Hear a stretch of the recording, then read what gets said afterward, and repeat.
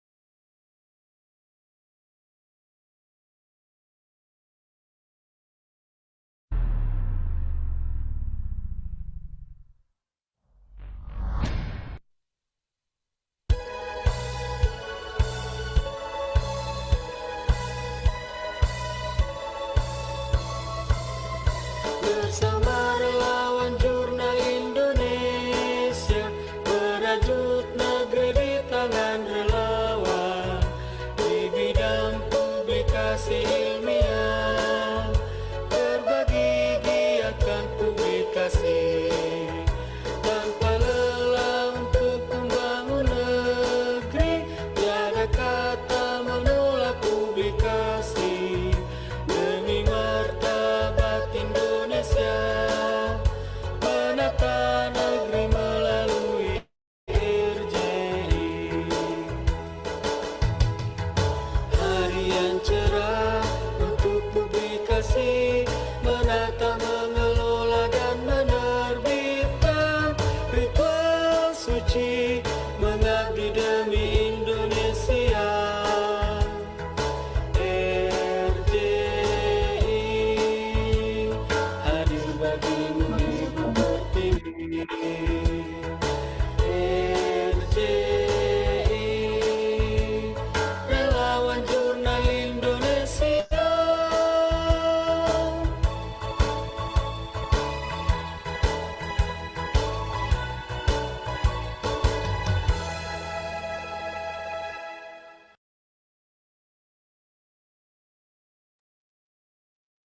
Baik, terima kasih. Selanjutnya, yaitu sambutan dari Bapak Yusuf Saifuddin selaku perwakilan pengurus pusat RJI. Kepada beliau kami persilahkan. Ya, terima kasih MC. Suara saya terdengar ya Mbak ya? Iya Pak, terdengar Ya. jelas. Bismillahirrahmanirrahim. Assalamualaikum warahmatullahi wabarakatuh.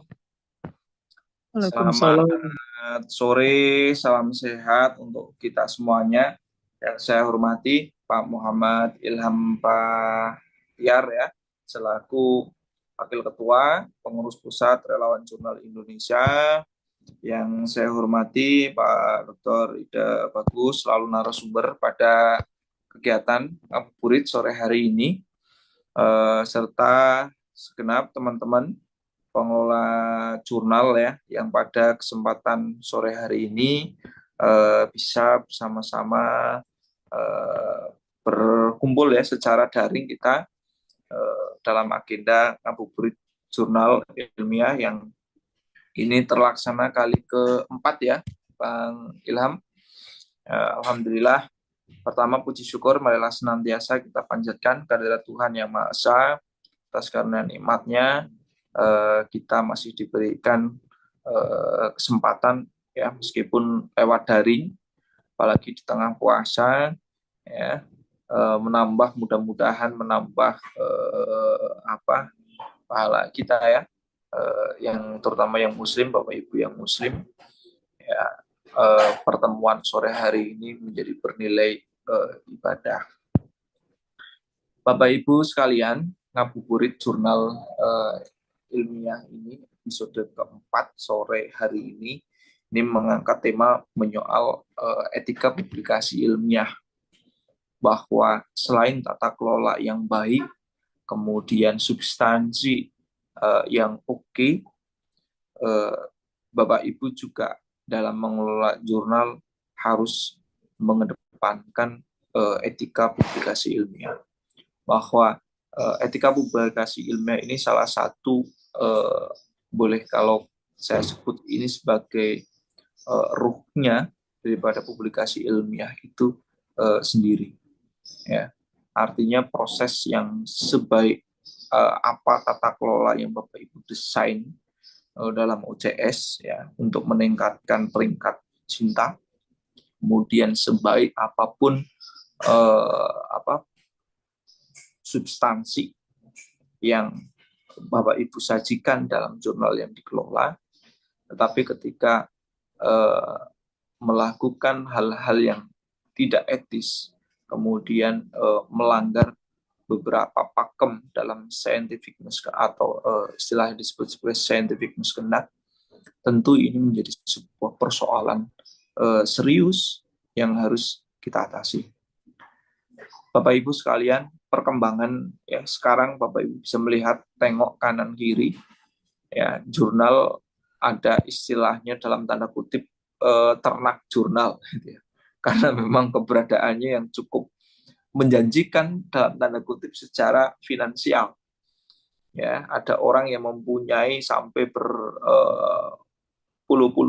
belasan jurnal, bikin publisher dan segala macam. Tentu apakah salah? Tidak, kalau melihat dari misi untuk menggiatkan publikasi. Tetapi dari segi substansi, dari segi etik, ini juga perlu dikedepankan. Jangan sampai orientasi hanya sekedar money oriented, menekankan kepada penghasilan semata ya, dengan mengejar misalkan sebulan terbit sampai 30 artikel tanpa proses review ya, tanpa dicek bagaimana originality artikelnya. Saya sebut originality, bukan similarity ya. Kalau di aspek hukum ini harus clear antara original atau similar, dua hal yang berbeda. Tentu mudah-mudahan sore hari ini menjadi momen yang baik untuk membedah mana yang ranah etis, mana yang tidak etis dalam mengelola publikasi ilmiah berkala. Ya, insya Allah kita bersama narasumber yang sangat tepat untuk itu. Ya, selamat mengikuti kegiatan, mudah-mudahan memberikan manfaat bagi Bapak Ibu semuanya, eh, dan tentunya berikan insight ya, nilai-nilai yang positif bagi jurnal yang Bapak Ibu kelola. Terima kasih, cukup kiranya dari saya. Mohon maaf apabila ada hal yang kurang berkenan. Assalamualaikum warahmatullahi wabarakatuh.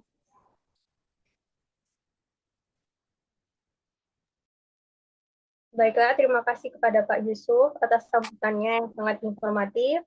Dan sebelum memulai materi, silakan Bapak dan Ibu bisa langsung on cam dan memposisikan diri untuk diambil dokumentasi. Dan kepada panitia, kami persilakan untuk mengambil dokumentasi.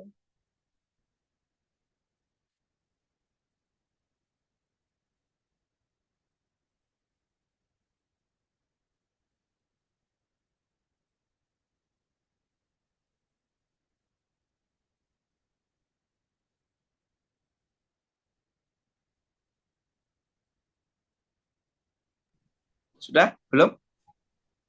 Sudah ya? Sudah, Pak. Baik, untuk acara selanjutnya, yaitu materi yang akan dibawakan oleh Dr. Ide Bagusia Putra. Beliau merupakan seorang akademisi dan pakar di bidang psikologi. Beliau juga merupakan Direktur Center for Lifelong Learning dan Wakil Dekan 2 Fakultas Psikologi di Universitas Surabaya, serta Editor-in-Chief Anima, Indonesian Psychological Journal. Sebelumnya, kami juga akan sampaikan kepada Bapak dan Ibu audiens dapat mengajukan pertanyaan melalui kolom chat Zoom.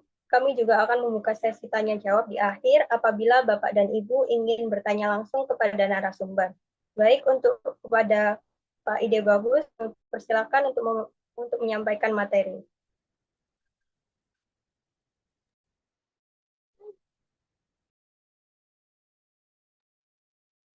Oke, terima kasih. Assalamualaikum warahmatullahi wabarakatuh. Salam sejahtera bagi kita semua. Salam multikultur dari Ubaya. Di Ubaya punya salam, yaitu salam multikultur untuk menghargai keberagaman yang ada di Indonesia. Terima kasih kepada Pak Yusuf dan Ibu Moderator untuk membuka acara ini. Jikalau boleh, saya usul agar diskusinya itu bisa langsung saja, bukan pada akhir. Bisakah demikian, Ibu?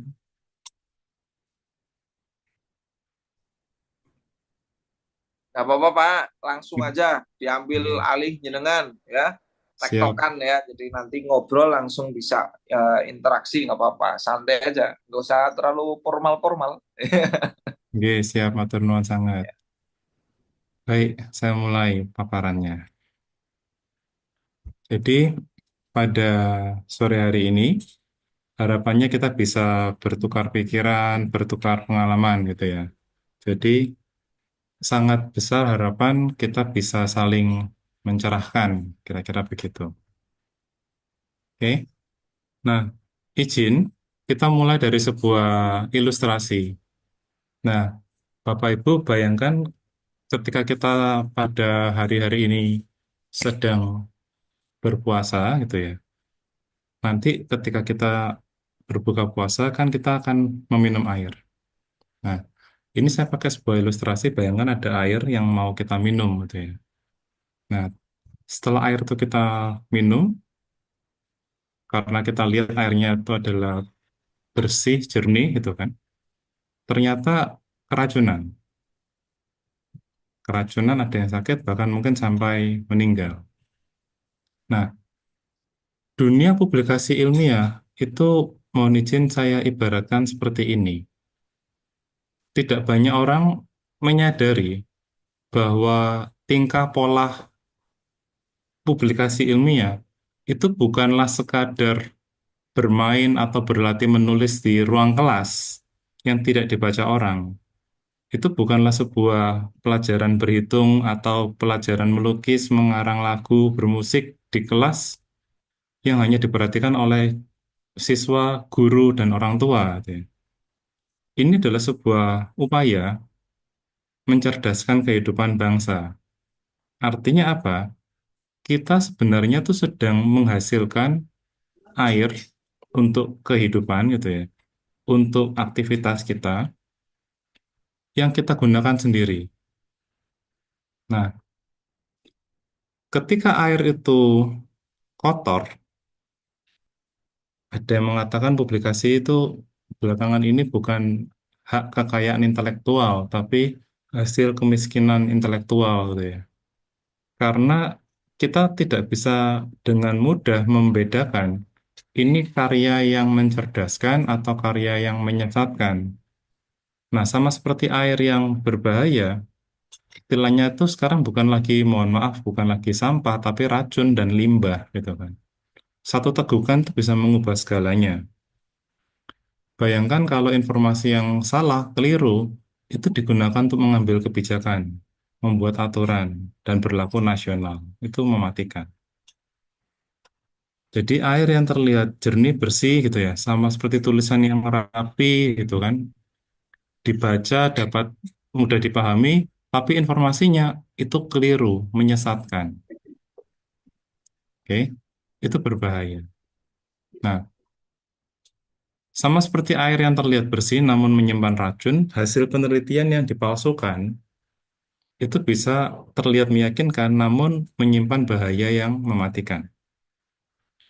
Jadi, kalau limbah dari rumah pabrik itu mencemari air, itu menggambarkan bagaimana kecurangan akademik, mau publikasi, ganda gitu ya, plagiarisme, fabrikasi, manipulasi, dan sebagainya, itu perlahan-lahan membuat pengetahuan ini menjadi salah, gitu ya, keliru, menyesatkan. Apa hasilnya? Tadi, kalau itu dibuat sebagai kebijakan, kebijakannya akan salah arah. Intervensinya gagal, nyawa terancam. Di bidang ilmu saya, psikologi, upaya untuk melakukan replikasi terhadap hasil penelitian terhadap 100 penelitian, mayoritas menunjukkan bahwa hasilnya tidak replicable. Ini bukan penelitian nasional, ini penelitian internasional. Artinya, ini bukan kondisi yang terjadi hanya di Indonesia, gitu ya, tapi di dunia. Oke. Nah, ilmu pengetahuan yang seharusnya menjadi sumber kehidupan, akhirnya bukan menghidupkan, menyehatkan, menyelamatkan, tapi justru menyesatkan dan mematikan. Oke, sampai di sini dulu gitu ya. Monggo, tanggapan dari Bapak Ibu sekalian. Apakah ada yang punya keberatan, punya pertanyaan, punya dukungan? Monggo, kita sambil dialog.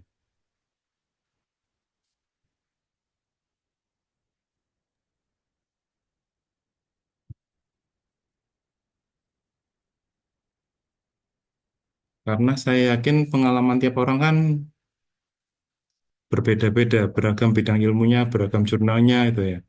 Bapak Ibu apakah pernah menemukan, membaca gitu kan, sebuah publikasi yang ternyata itu salah dan keliru? Sehingga kalau itu sampai diikuti, beneran itu dampaknya bisa merugikan dan mematikan. Monggo, saling sharing dulu.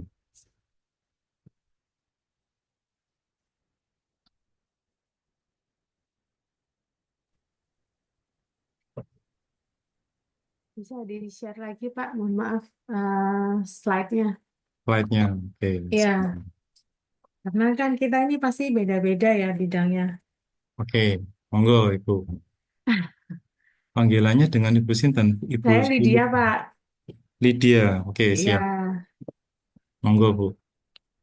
jadi Bu, ini maksudnya berarti plagiarisme, fabrikasi data, manipulasi ini, kecurangan-kecurangan ini apakah sebenarnya sudah ada dari dulu gitu ya, terus ada aturannya, karena kan biasanya yang seperti ini kalau terjadi di negara kita ini tidak ada apa, tidak ada apa ya, preventifnya itu kurang, tapi adanya hmm, adalah kalau sudah ada baru kemudian dibuat aturannya jadi, gitu kan. oke, siap. Kalau karena bidang saya ini sastra, mungkin yang seperti ini tidak begitu mematikan dalam tanda kutip ya.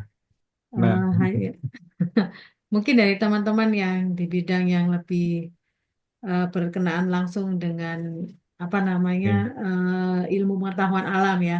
Mungkin lebih Oke. lebih ini kalau dari saya mungkin justru banyak berbeda itu biasa. Monggo ini ada yang raise hand ini. Iya, monggo Pak John Hardy, monggo silakan. Ya, izin. Terima kasih, Ibu Moderator, Pak Narasumber.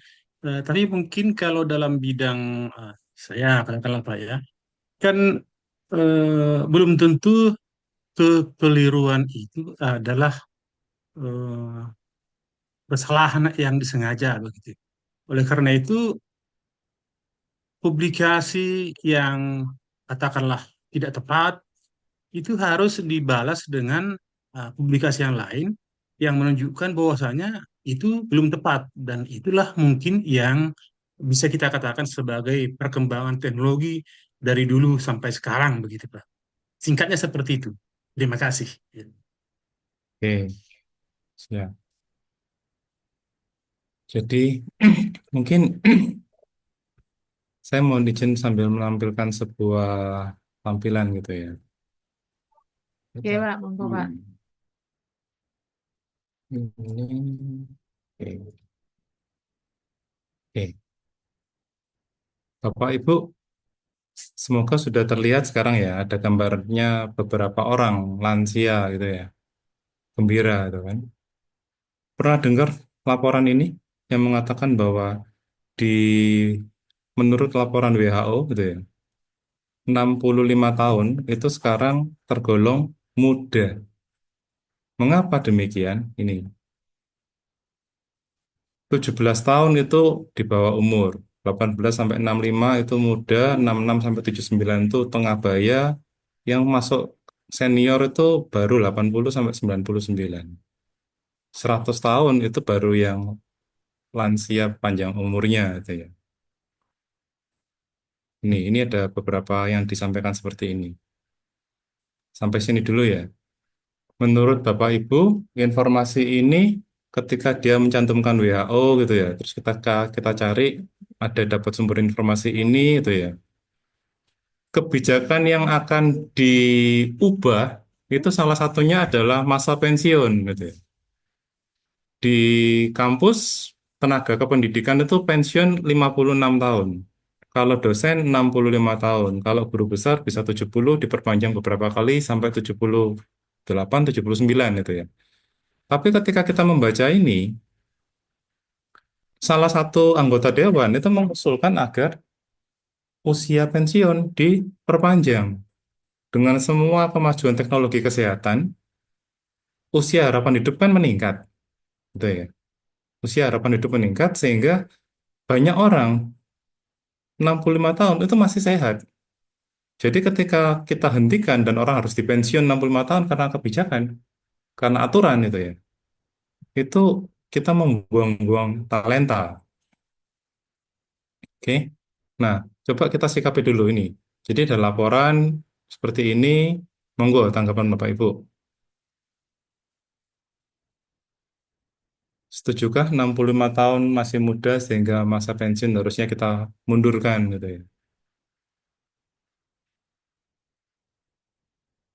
Ada komentar?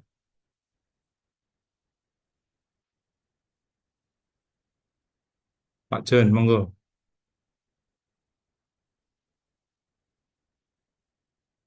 Ini Pak John yang tadi komentar lagi atau ini resennya Nggih, belum ngapunten? sama Pak.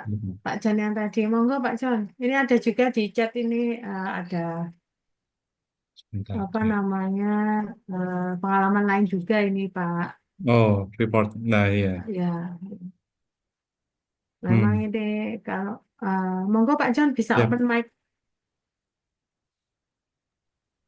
Ya, terima kasih. Maaf, tadi telat buka mic. Memang pertimbangan untuk ini memang pikirannya harus agak apa ya, harus agak luas gitu Pak. Jadi mempertimbangkan kondisi kalau kita bisa mengendalikan katakanlah angka kelahiran, memang Hmm. ini sangat bagus gitu. Tapi ketika katakanlah angka kelahiran sangat tinggi sehingga antrian untuk bekerja juga tinggi, maka Hmm. perlu ada pertimbangan untuk memperpanjang masa pensiun ini. Mungkin Hmm. saja ketika pensiun, maka yang bersangkutan bisa berkarya di bidang lain yang bukanlah merupakan kewajiban negara untuk membayarnya selagi kita belum bisa mengendalikan kelahiran yang tadi. Begitu Pak, terima kasih. Ya, oke. Baik. Tanggapan lain? Bapak Ibu ada yang pernah menerima informasi ini sebelumnya melalui grup WhatsApp atau informasi yang lain gitu ya?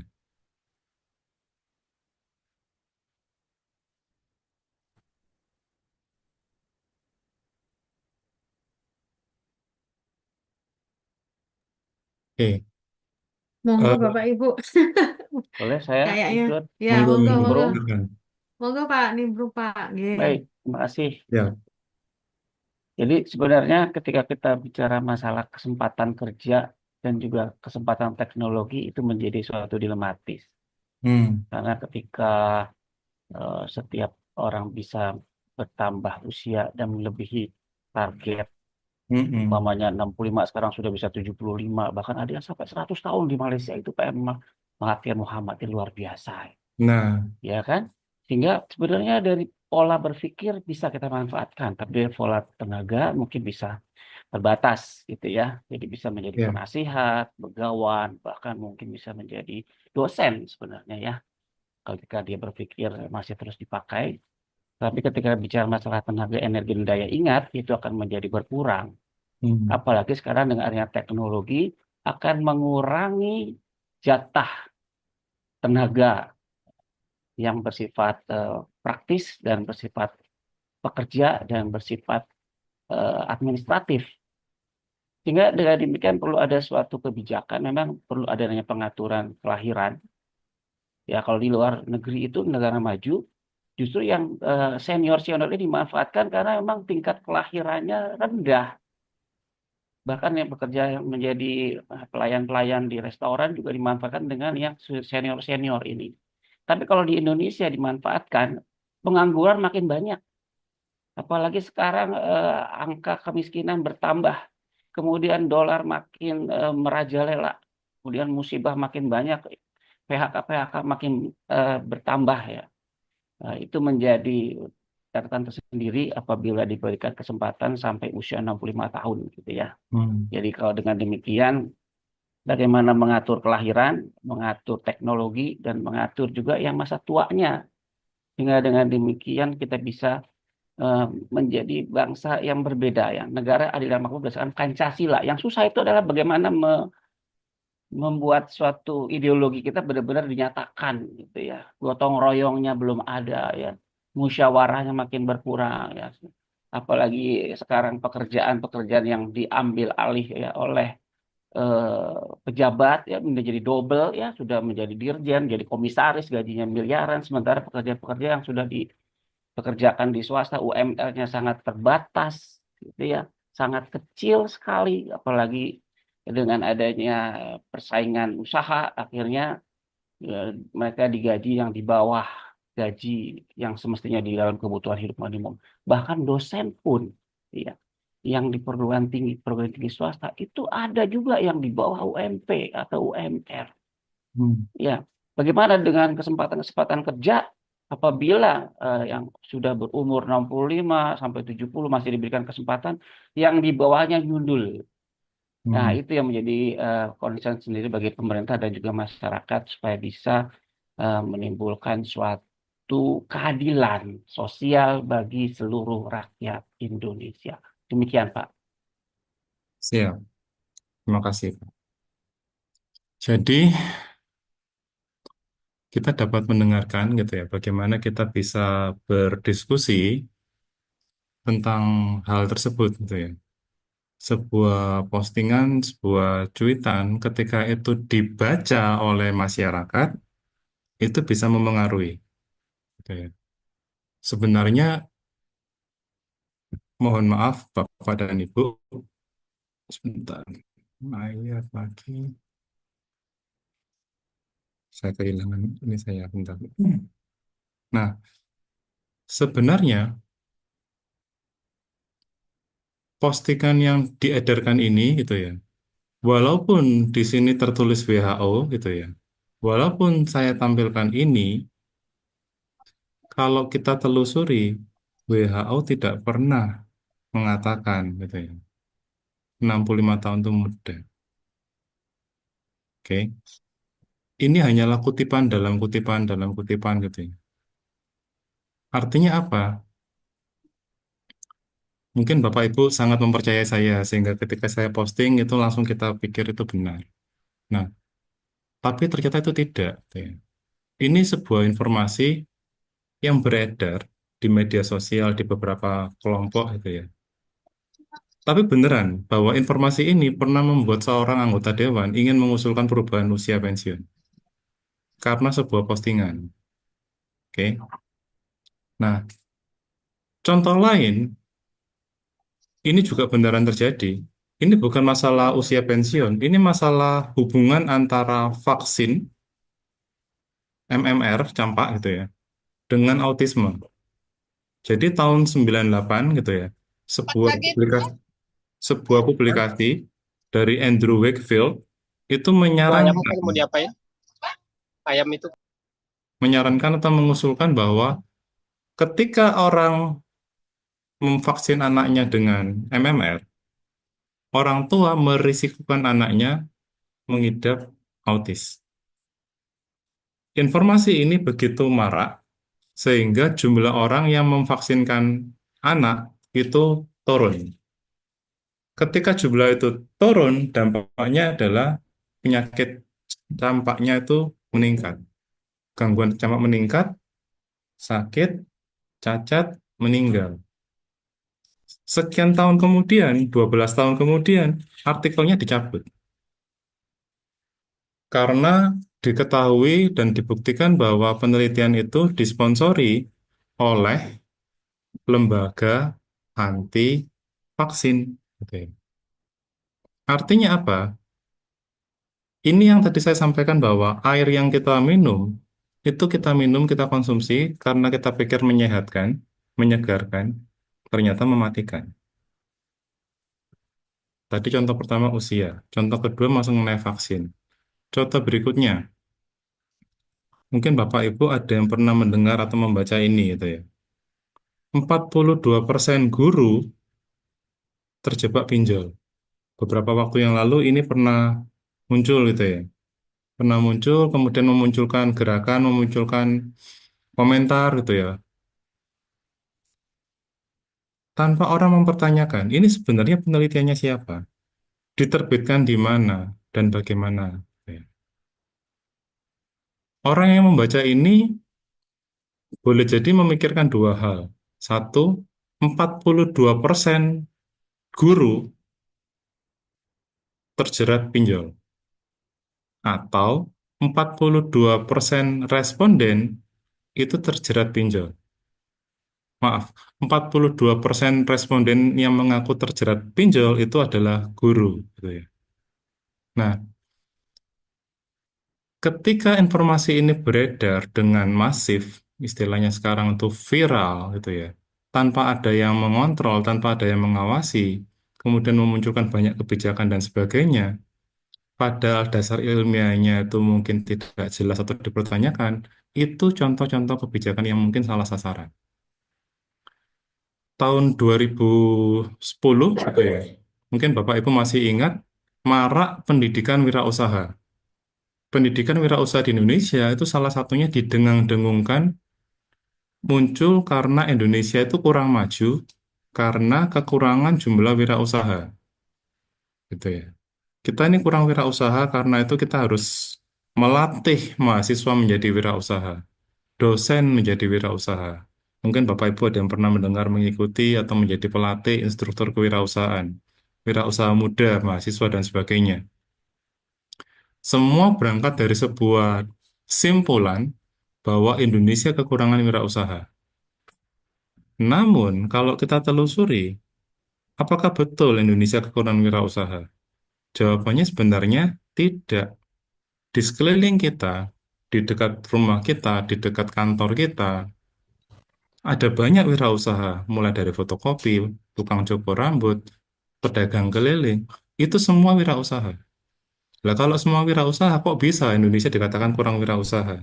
Setelah ditelusuri, ternyata sumber data yang mengatakan Indonesia itu kekurangan wirausaha itu adalah sebuah penelitian yang melaporkan bahwa respondennya yang punya NPWP dan status pekerjaannya wirausaha itu hanya 1 digit persennya. Jadi sangat kecil. Artinya apa? Banyak orang yang punya NPWP itu tidak mengaku sebagai wirausaha. Boleh jadi para pedagang keliling di sekitar kita tidak punya NPWP. Tapi informasi itu dikemas, dikelola sedemikian rupa demi mempromosikan pendidikan, penjualan, layanan, pelatihan, kewirausahaan. Gitu ya. Ini contoh-contoh bahwa kita ternyata selama ini antara mempromosikan atau mengonsumsi informasi yang tidak sepenuhnya benar. Gitu ya. Sampai sini dulu Bapak Ibu. Monggo kita diskusi, saling komentar. Saya komentar, Pak. Monggo Pak. Baik, Pak. Jadi kalau kita bicara masalah informasi dan informatif, komunikasi dan komunikatif gitu ya. Kita bicara masalah penelitian. Penelitian apakah berupa survei, sensus, atau sampel dan lain sebagainya. Ketika kita bicara masalah hasil itu belum tentu bisa mewakili apa yang sedang terjadi. Ya, karena bisa jadi penelitiannya itu tidak mendalam dengan sampel dan survei-surveinya. Tapi informasi itu harus disampaikan. Karena sifatnya adalah pada saat itu juga. Sifatnya adalah tidak meluas, tidak menyeluruh. Ada yang induktif, ada juga yang deduktif. Gitu ya, Pak. Sementara masyarakat kita, tingkat pendidikan masyarakat kita itu masih sangat jauh dari harapan. Berapa pendidikan yang minimal SD, yang sampai SMP, SMA, ya sampai perguruan tinggi, bahkan dosen pun banyak yang belum sampai doktor, baru 25%. Sementara informasi itu memang sekarang zamannya informasi. Buzzer itu lebih informatif, Pak, daripada dosen. Percayalah itu. Ya, kalau dosen itu mulai penelitian yang lama, buzzer itu cukup dengan beberapa kalimat orang pada percaya semua. Karena apa? Karena informasinya itu meluas. Dengan informasi yang salah, tapi kalau dia secara masif terstruktur, maka itu akan menjadi hal yang dibenarkan dan hal yang dipercaya. Nah, bagaimana caranya supaya peneliti yang memang benar-benar meneliti itu dipercaya hasilnya? Kalau sumbernya juga nggak benar, gitu ya. Hasilnya juga nggak benar. Hasil yang benar aja belum tentu juga dipercaya. Dan banyak yang belum baca, Pak. Tidak ada yang mau baca. Sekarang zamannya itu adalah aksi berupa TikTokers, gitu ya, Pak. Orang lihat video dibandingkan hasil-hasil penelitian, gitu ya. Anak-anak muda sekarang kita lihat di mana di media sosial ini. Ya, tingkat kemampuan mereka dalam berpikir benalar dengan penelitian, berapa banyak mahasiswa yang bisa mengikuti dosennya untuk ikut meneliti. Dan hasilnya seperti apa? Gitu ya. Seberapa banyak kita bisa melihat hasil penelitian, berapa ranking kita di dalam kancah dunia penelitian, baik itu nasional maupun internasional. Kan seperti itu. Apapun informasi itu ya seperti itu ya. Terkadang juga pemangku kepentingan juga memberikan informasi juga bias. Tapi mau nggak mau kita harus percaya itu. Ya. Katanya mau katanya. Tapi kalau sudah masif katanya menjadi benar. Nah sekarang bagaimana mengarahkan itu nggak bisa, Pak. Nggak bisa karena semua tergantung dari bagaimana berpikir kita. Ya, ya bahwa gara-gara COVID lah semua jadi begini, bisa jadi. Ya, gara-gara COVID semua jadi begini. Tapi ada yang bisa maju setelah COVID, tapi ada juga yang tetap terpuruk. Ya, ya. Gara-gara banjir jadi masyarakat menjadi susah. Bisa jadi bukan karena banjir juga, karena masyarakat juga yang memang tidak mau berusaha, gitu ya. Banyak hal-hal yang memang tidak bisa diteliti secara komprehensif. Tapi dengan batasan waktu, ya apalagi kalau kita penelitian sifatnya penelitian dan kemudian diartikelkan, itu punya batas waktu, ya Pak. Batas waktu itu terkadang melampaui, ternyata sudah berubah semuanya, apalagi kebijakan-kebijakan. Penelitian tentang kebijakan itu akan berubah cepat sekali. Kita meneliti tentang undang-undang berubah menjadi RUU, RUU-nya berubah lagi. Sehingga apa yang diteliti sekarang nggak bisa relevan dengan apa yang terjadi ke depannya. Jadi kalau kita berpikir masalah informasi, ya sebagai peneliti, ya itu yang akan kita berikan sesuai dengan apa objektivitas kita, validitas kita, ya apakah secara empiris juga. Tapi hasilnya nggak sesuai atau mungkin juga bisa berbeda pada tempat yang berbeda, itu lain hal, itu soal berbeda sekali, ya. Masyarakat kita berapa banyak sih yang bisa menganalisis apa yang dibaca oleh penelitian? Paling cuma kalimat sedikit dijadikan citasi, Pak. Iya, betul. Betul tidak? Apakah Bapak membaca semua detail baru dijadikan citasi? Tidak juga, Pak. Nah, saya jadi tiba-tiba teringat ini. Iya. Bapak, Ibu ada yang pernah dengar istilah phantom reference? Belum. Citasi hantu. Belum, Pak. Belum, Pak. Belum ya? Kalau ghosting pernah, Pak. Ghosting. Kalau phantom belum. Phantom, sebentar ya. Saya izin. Bentar. Ini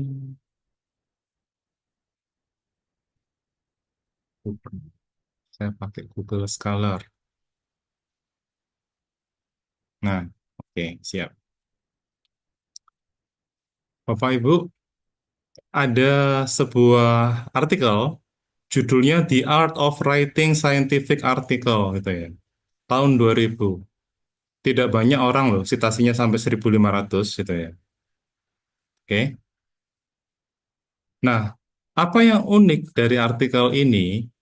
Yang unik adalah, Bapak Ibu, artikel ini itu tidak pernah ada. Artinya apa? Betul yang tadi disampaikan oleh Bapak, orang tuh berarti mengutip ini, menyitat ini, tanpa pernah baca. Hanya ngambil apa? Satu, karena judulnya menarik gitu ya. Wah, ini kalau nulis artikel ada seninya. Ya udah, saya ambil gitu kan. Van der Geer, Handrath, Lupton gitu ya. Dikutip, kutip, kutip, kutip gitu ya. Sampai 1.500 kali gitu ya. Dan ini nyata. Ketika pertama kali ditemukan, dia masih ratusan. Tahun 2017 tuh ya. Sekarang 2024 sudah 1.500. Oke, monggo Bapak Ibu diskusi. Jadi saya kirimkan ke chat ya kalau Bapak Ibu mau telusuri lebih lanjut ya. Ada yang punya dugaan. Sudah jelas-jelas artikel itu tidak pernah ada. Tapi kenapa kok yang ngutip sampai 1.556 itu ya? Monggo, boleh berkomentar, boleh berpendapat gitu ya. Saya baru tahu nih, Pak. Kira-kira kenapa ya?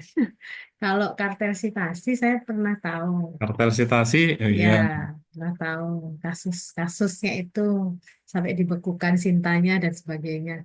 Tapi kalau yang ini malah saya baru tahu terinspirasi. sekarang ini ya. Jadi di kasus 2018-2019 di mafia Scopus, kartel citasi itu ya, itu kan ditemukan beberapa pola citasi yang tidak wajar itu kan. Beberapa artikel itu ada yang sangat-sangat cepat dan banyak disitat. Hanya kebetulan judulnya bagus. Kecemasan siswa selama COVID. Wah, itu sudah tinggi itu. Oke. Jadi itu Kalau diambil karena judulnya inspiratif. Tapi perkara itu kecemasan siswanya tinggi, sedang atau rendah, nggak ada yang pernah baca. Jadi simpulannya itu bertentangan dengan isinya. Tapi karena judulnya itu terus dia ambil. Nah, cuman yang Phantom ini disitat itu ada beberapa alasan itu ya.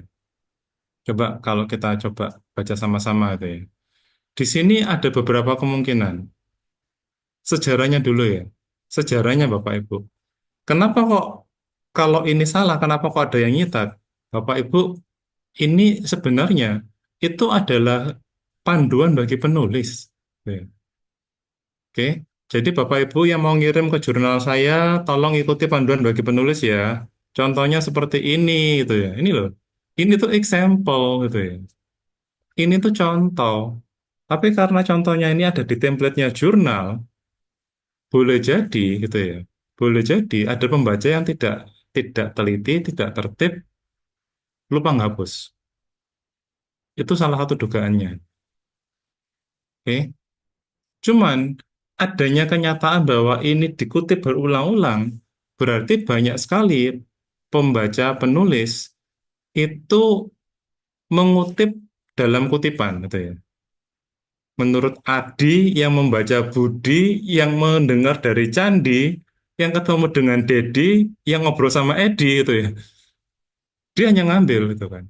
Karena saya tidak boleh nulis sitat dalam, maka saya langsung ambil pustaka acuannya, gitu ya. Nah, ternyata pustaka acuan itu salah, keliru. Pernah ada kasus di Indonesia. Jadi, ini ironis, Bapak Ibu. Seorang plagiat memplagiat dokumen yang salah. Oke. Tapi karena dia plagiat, tapi karena dia terkenal itu ya, dikejar. Lah yo, Karena omongannya salah, dia Jokowi kok dikejar. Nah, terus dia diminta mempertanggungjawabkan apa yang dia sampaikan. Terus dia bingung. Kenapa bingung? Karena itu kan dia plagiat. Jadi dia ngambil tulisannya orang lain. Tapi kan dia ngaku dia yang neliti. Ternyata yang dia ambil itu salah. Jadi dia punya dua pilihan. Satu, dia bilang, iya, saya salah dan minta maaf gitu ya. Yang berarti dia kehilangan gelarnya. Atau dia menyalahkan orang lain. Loh, maaf ya, itu bukan saya yang bilang itu si Budi gitu ya. Loh, kok Anda bilang si Budi, wong Anda nulisnya pendapat dari Bagus gitu ya. Oke, jadi itu carut marutnya dunia publikasi itu. Kadang kita maunya plagiat, tapi kita salah. Memplagiat penulis yang salah, kira-kira gitu. Jadi ketika dia memplagiat penulis yang salah, dia bingung. Ngaku bukan dia yang nulis, kena pasal plagiat, meneruskan kena pasal pemalsuan data. Ya akhirnya dia kena sama kena. Itu kalau masalah yang di apa sitasi ini. Nah, Bapak Ibu sekarang ini kan zamannya AI gitu ya. Zamannya AI dengan kondisi itu eh saya mau tampilkan sebuah fenomena. Nah, ini. Jadi ada sebuah situs gitu ya yang mengumpulkan artikel-artikel yang diduga kuat hasil dari AI. Bagaimana kita tahu dia ini hasil dari AI? Padahal kan sekarang AI detector itu masih sering salah. Gitu. Bagaimana kita yakin bahwa ini dibuat oleh AI? Karena ini, bayangkan dalam naskah yang kita terbitkan, itu ada kata-kata ini, yang telah diperkenalkan sejak pengetahuan saya yang diupdate Januari 22. Gitu ya. Perlu diingat bahwa sebagai seorang atau sesuatu AI language model, saya hanya bisa menyediakan informasi ini. Anda harus konsultasi ke medical profesional dan seterusnya. Oke. Nah, ini ada yang ngumpulin loh. Artinya apa? Kalau sampai ini ditemukan, terus ketahuan, perilaku yang terjadi itu bisa tercatat. Dan kalau ini saya tambahkan kata-kata di sini Indonesia gitu ya, muncul karya-karya dari tentang oleh Indonesia gitu ya. Nah, jadi harapan saya pada forum ini kita dialog, kita pikir baik-baik gitu ya, sambil kita sepakatan. Tadi ada pertanyaan mengenai dasar hukum gitu ya, mengenai peraturan. Tapi sebelum itu mungkin sampai yang saya sampaikan terakhir ini ada yang mau tanya komentar, monggo. Monggo Bapak Ibu, saya Halo, persilakan nih, sore sebenarnya Pak. banyak Ide nih. bagus, izin berkomentar Pak. Monggo, Silakan, Pak. silakan Pak. Baik, terima kasih Pak. Ide bagus dan Bapak semuanya yang saya hormati. eh Memang ya Pak ya, persoalan publikasi ketika dihadapkan dengan eh, etika etika perjurnalan itu memang sesuatu hal yang kompleks menurut saya, Pak. Jenengan tadi sudah membahas bagaimana suatu tulisan merujuk ke tulisan lain, tapi sebenarnya tulisan itu nggak ada. Mungkin kita sebagai dosen-dosen, sebagian dari kita itu kan ketika melihat mahasiswa kita nulis makalah, kemudian eh, rujukannya kita coba tanyakan, beberapa mungkin bahkan mayoritas ketika kita tanyakan nggak bisa membuktikan, Pak, gitu. Ketika dalam keadaan seperti itu, saya sendiri biasanya memang mencoba untuk memperkuat lagi bagaimana kita itu lebih mengedepankan kejujuran ilmiah seperti itu. Ah, kalau saya sendiri melihat hal-hal seperti ini, itu memang balik-balik lagi bagaimana kita kembali ke pribadinya masing-masing, Pak. Ini pribadi saya, pribadi saya, Pak, ya. Maksudnya melihat eh, ketidakadanya kejujuran gitu, Pak, dalam publikasi ilmiah seperti itu. Nah, memang saya harapkan nanti Pak Ide Bagus memberikan masukan-masukan baru ketika menghadapi persoalan ini. Apakah ketika ada persoalan seperti ketidakjujuran ilmiah seperti ini hanya kita ngomentarnya, oh itu lagi-lagi kembali kepada personnya. Apakah cukup seperti itu aja, Pak? Maksud saya itu kayak kurang maksimal gitu, Pak. Maksudnya jawabannya mungkin ada jawaban lain yang lebih bisa membuat teman-teman mahasiswa maupun dosen-dosen yang kemudian bisa tanda kutip sadar gitu, Pak. Kalau ini memang salah dan ini memang harus kita hindari seperti itu. Itu mungkin, Pak. Ini bagus. Oke. Terima kasih. Ya, matur nuwun sangat. Nah, jadi coba ya, sekarang saya bicara mengenai dasar hukum atau peraturan. Eh,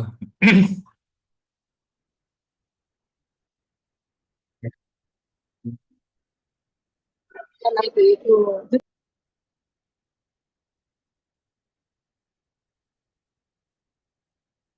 Oke, sebentar.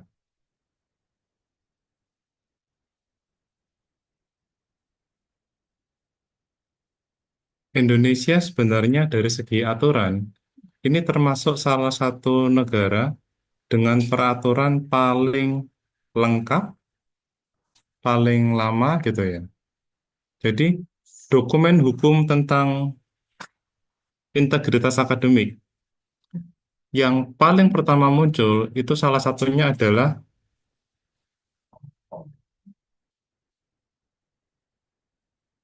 surat edaran dari Menteri tahun 99. Ini layar saya masih terlihat Bapak Ibu? Masih Pak, masih terlihat. Oke, siap. Jadi, maaf, saya ralat. Bukan dari Menteri. Surat edaran Dirjen Dikti. Tapi orangnya barusan jadi Menteri kemarin, Pak Satrio Mantri Brojonegoro, tahun 99. Ini adalah surat edaran yang bicara mengenai pencegahan plagiat. Ini ya, ini suratnya tahun 99 tadi.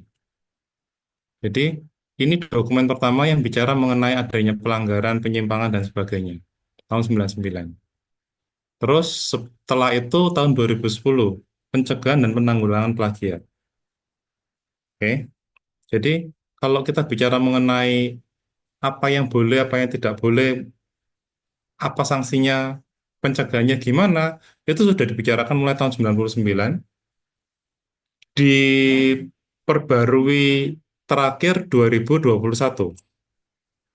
Oke. Nah, ketika tahun 2010 yang baru dibicarakan adalah plagiat. Dan sebagai informasi, dalam peraturan itu tidak ada self plagiat atau auto plagiat. Sehingga pengertian plagiat adalah mengambil karya orang lain. Kalau yang diambil karya diri sendiri bersama orang lain itu bukan plagiat.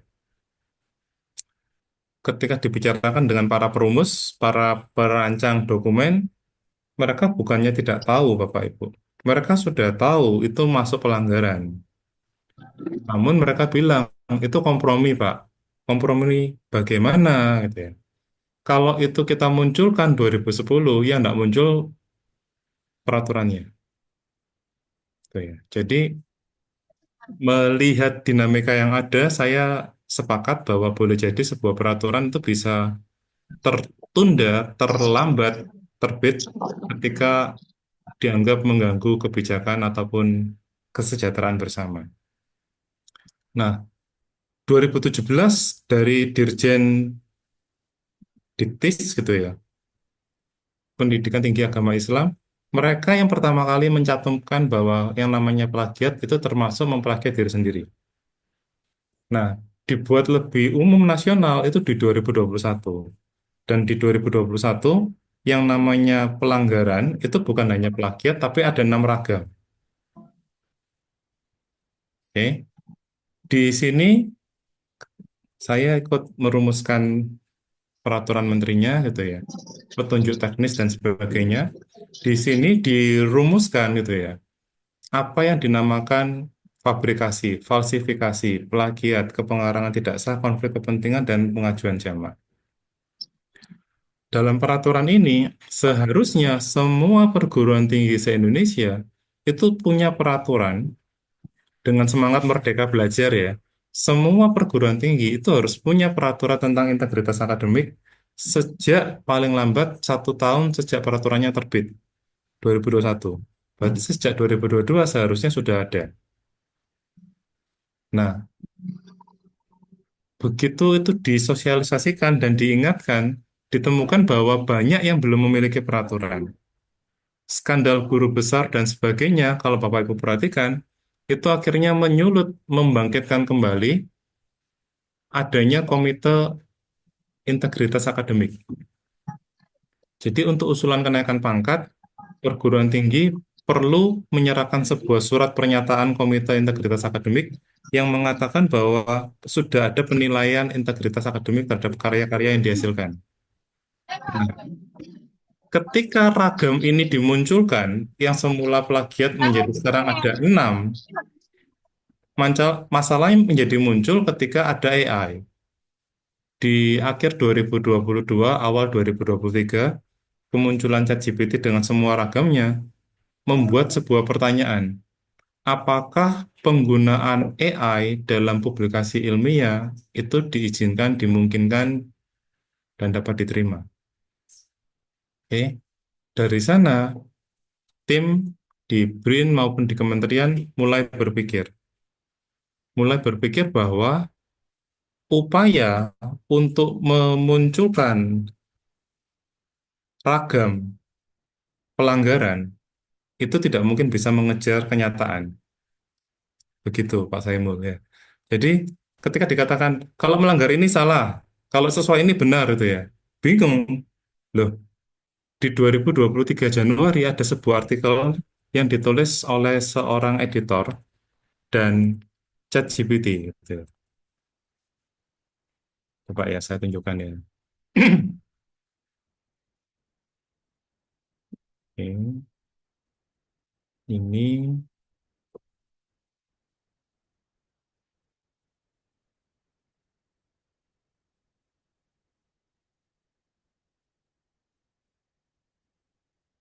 nah, di awal-awal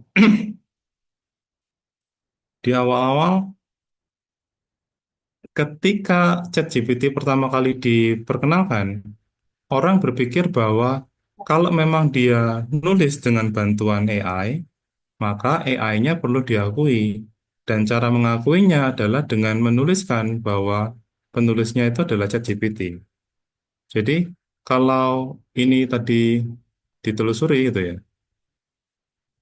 ini terlihat ya, pengarangnya adalah Michael King dan ChatGPT.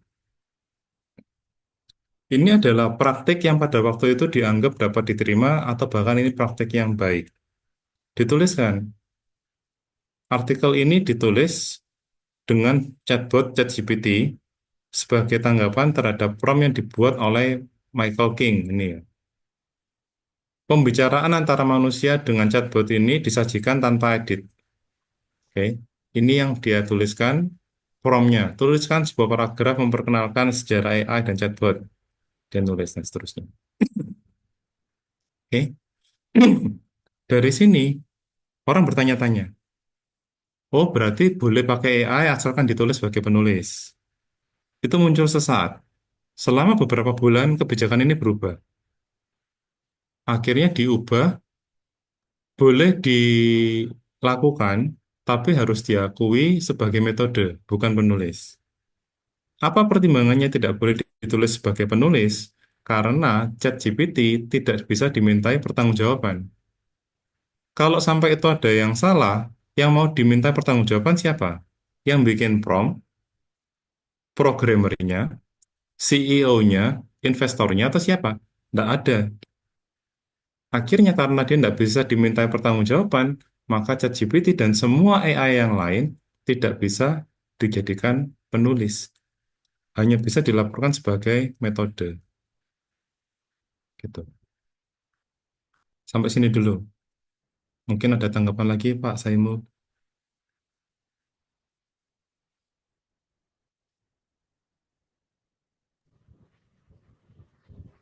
Izin bertanya, Pak.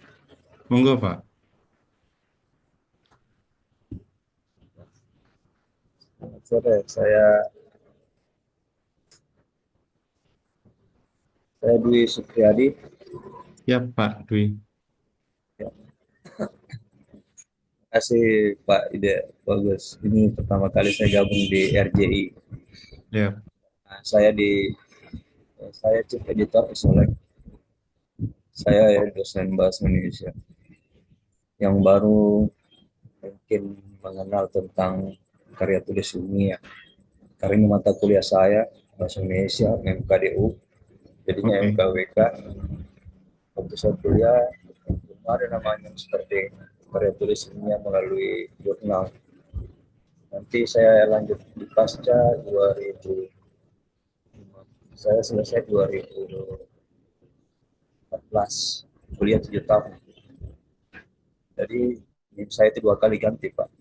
Karena gara-gara pembimbing satu saya kontras dengan pembimbing dua saya, profesor lawan doktor. Gara-gara itu, tetapi saya belum terbit waktu itu ada jurnal. Nanti setelah saya lihat sudah banyak yang mengambil judul-judul seperti tesis saya, jadi saya cepatnya menerbitkan jurnal saya itu di tahun 2022. Mestinya terlambat sekali, karena sudah berkembang sekali tulisan waktu itu. Dan saya baru editor itu nanti tahun 2024 Februari. Baru saya pelajari semua kenapa harus dicetak, kenapa harus disitasi, kenapa ada namanya sitasi, kenapa ada plagiarisme. Saya masukkan ke dalam mata kuliah saya waktu itu. Tapi begitu saya jadi chief editor, saya mulai ragu dengan tulisan-tulisan yang publis, yang terbit di jurnal saya. Begitu saya cek, saya belajar dari senior-senior para dokter yang sudah sampai Sinta 4. Saya tidak tahu apa itu Sinta, kenapa harus ada Sinta, kenapa di jurnal biasa dan ini. Saya telusuri semua itu. Kenapa harus ada Scopus? Gitu. Kemudian saya telusuri semua, sudah ada, saya baru gabung lagi di RJ waktu di sekarang ini. Karena baru mencari tahu pentingnya kenapa harus ada legal jurnal, kenapa harus ada ini, saya baru mau tahu. Kenapa harus ada seperti ini, Pak? Yang Bapak sampaikan itu bukan cuma kasus sebelum ini. Sebelum tahun-tahun sebelumnya saya masuk kuliah itu sudah terjadi banyak pengambilan teks judul mahasiswa. Itu dari tahun sekian itu diambil hanya di tingkat provinsi, saya ganti sampel saja. Tetapi yang saya tertariknya itu, saya pikir daftar pustaka itu hanya teknik penulisan, ternyata ini sudah jadi sitasi-sitasi yang menjadi sampai kumpulan-kumpulan cinta skor. Wah, itu sudah luar biasa itu. Ternyata, sitasi seperti ini, Pak, yang ternyata kenapa cinta skornya orang itu tinggi, kenapa ini cinta skornya ini. Ya, yang jadi perhatian saya adalah saya minta saran, Pak, masukan supaya saya tidak terlalu berbuat banyak dosa waktu itu. Mungkin ya mengakui dosa kita sampai sekarang ini apalagi di bulan puasa. Terus terang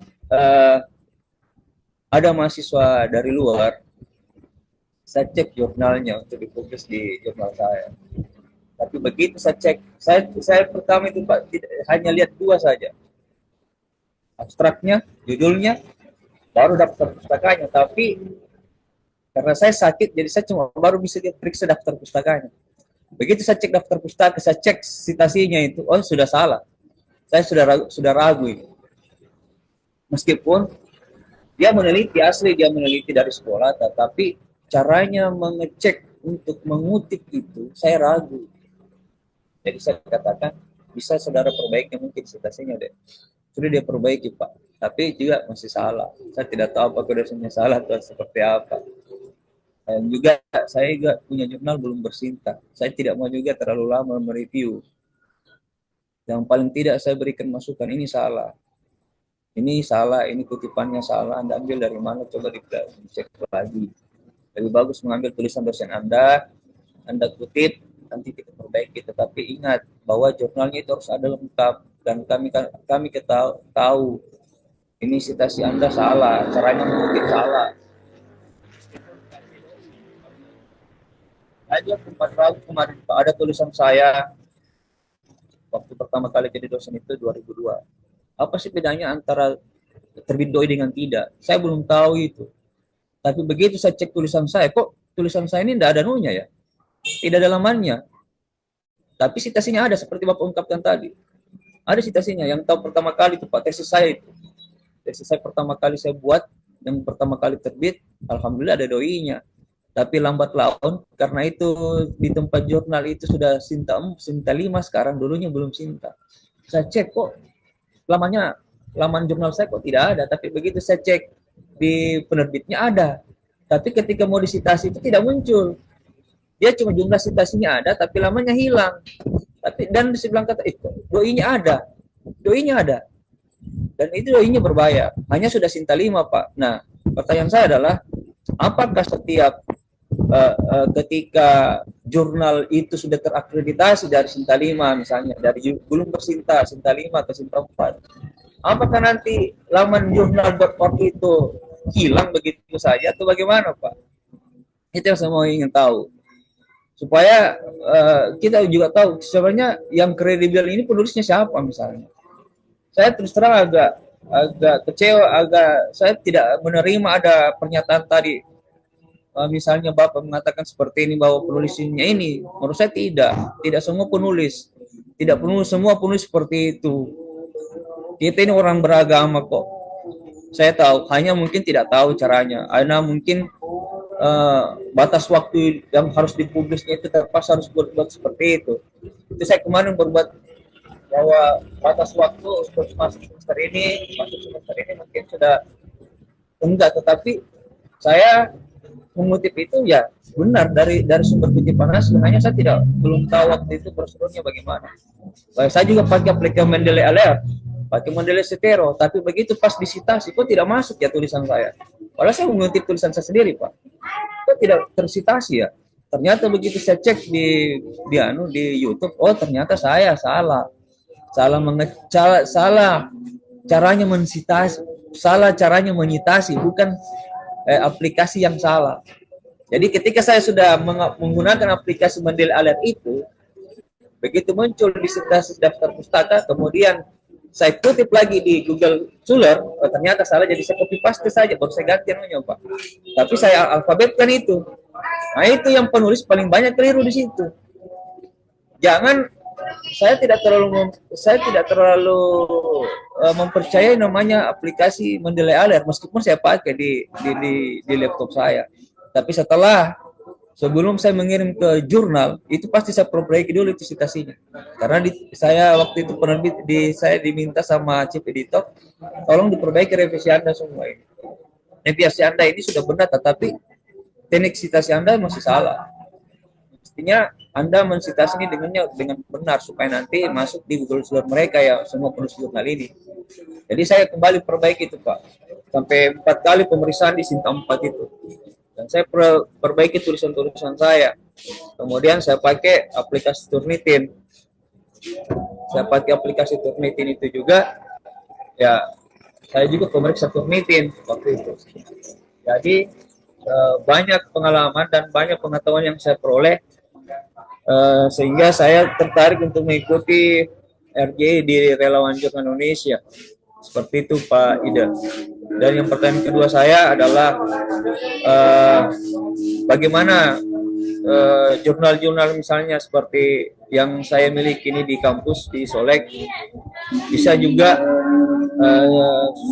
karena sudah resmi masuk di di Garuda kemarin, hanya saja ketika misalnya mau pengajuan untuk Sinta misalnya Pak, itu kan 2 tahun. Nah, bisa tidak minta kiat-kiat Pak? Semestinya bagaimana kita tahu bahwa jurnal yang belum bersinta ini nanti bisa Sinta 4, Sinta 6 atau Sinta 5 gitu. Apa substansi dan apa teknik seperti apa yang dilalui gitu. Ya kira-kira nanti dilakukan lulus seperti Sinta 4 atau Sinta 5 atau di Sinta 6 saja misalnya. Karena ada saya lihat teman pengelola jurnal juga, dia nanti 3 tahun dia kelola, tapi kok masih Sinta 5. Mestinya kan Sinta 4, padahal tulisannya lebih bagus, lebih banyak bagus-bagusnya juga. Seperti itu Pak. Demikian yang bisa saya sampaikan. Terima kasih atas waktunya Bapak Ida dan para tim relawan. Terima kasih atas perkenalannya. Terima kasih. Demikian.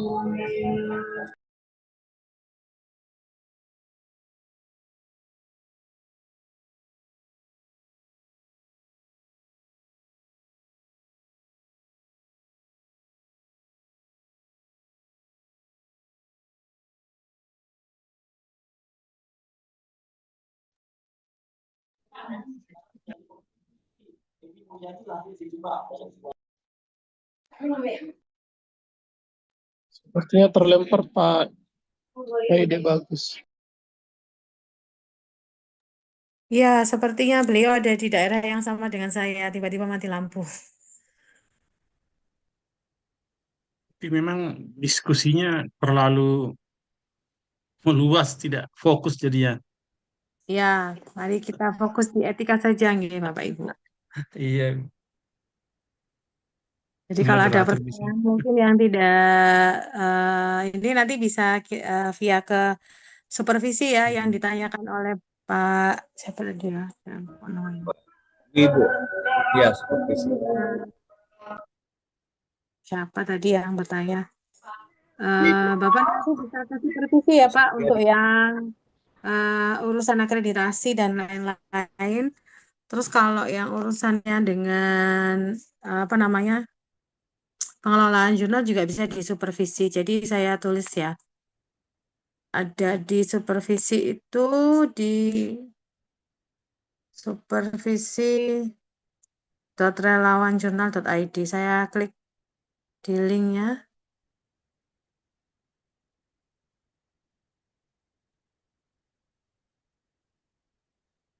Nah,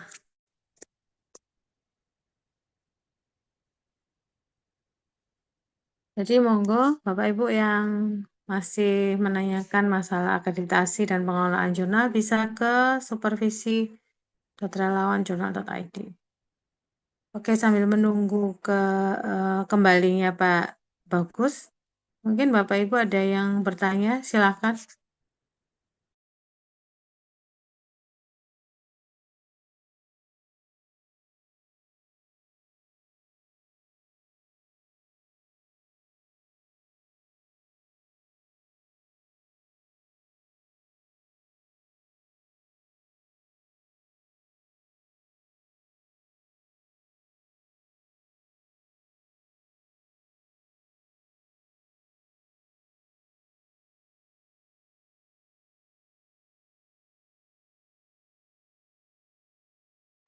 Baik, ini ada pertanyaan di kolom chat ya. Mohon maaf, saya terputus tadi. Baik, Sudah. silakan Pak. Ada pertanyaan baru Pak. Oh iya, Eh, sebentar. Ya, jadi begini Bapak Ibu, izin mencoba menjawab dulu. memang mohon maaf kalau ada kesan menyalahkan semua penulis atau menggeneralisasi. Jauh dari niat saya untuk melakukan itu. Cuman yang ingin saya munculkan sejak awal adalah kita semua harus sadar bahwa apa yang kita kelola itu adalah amanah yang sangat bermakna, gitu ya. Jadi ibaratnya kita itu diberi kepercayaan untuk mengelola jurnal yang akan mengarahkan perkembangan ilmu pengetahuan dan kebijakan, gitu. Nah, tadi yang dikatakan oleh Pak Saimul, apakah ada arahannya, apakah ada panduannya? Saya siap menjelaskan sebentar lagi. Tapi kalau tadi memang ada pertanyaan, monggo disampaikan dulu. Gimana?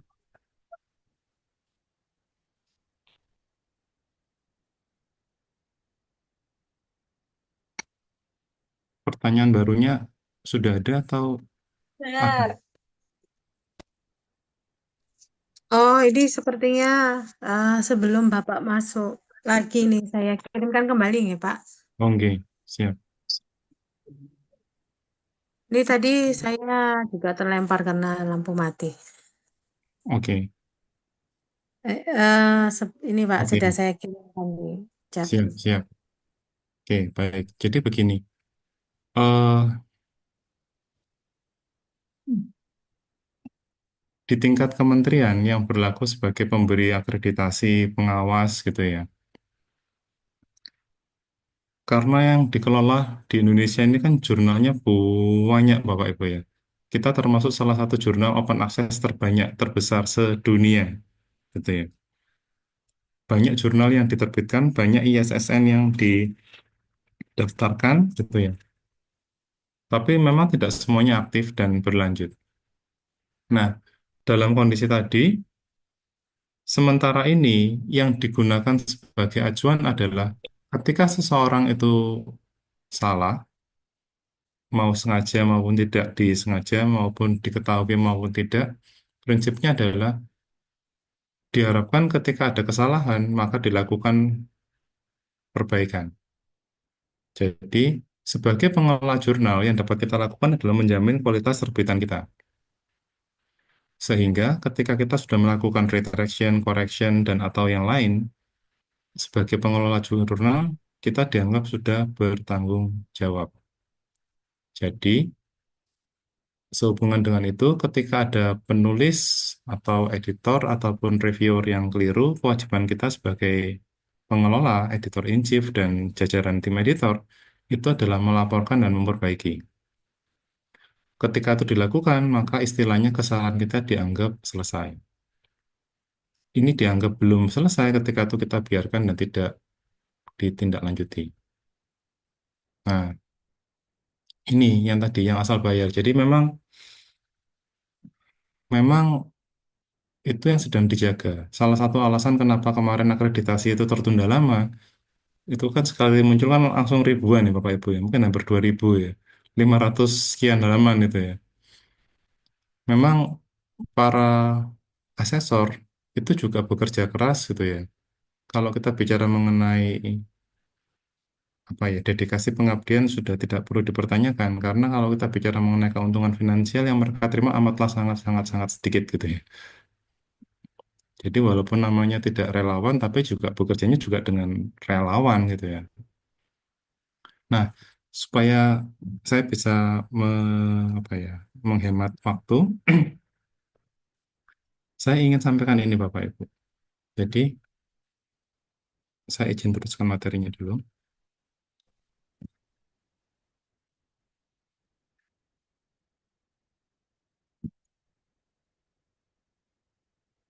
Nah, ini. Jadi,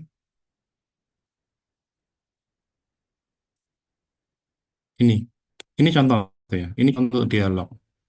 Ketika kita mempercepat publikasi dari orang yang kita kenal, orang yang dari lembaga kita dan sebagainya, itu kan kadang terjadi.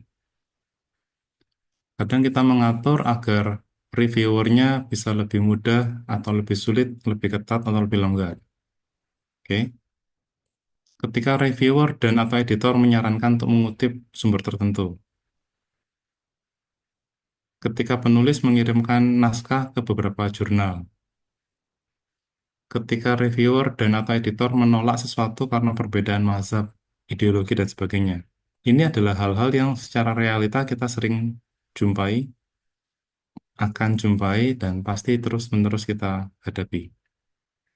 Nah, sehubungan dengan ini, berbekal dari pengalaman bahwa satu pelanggaran itu kurang, enam pun masih tidak lengkap, maka ada semacam panduan.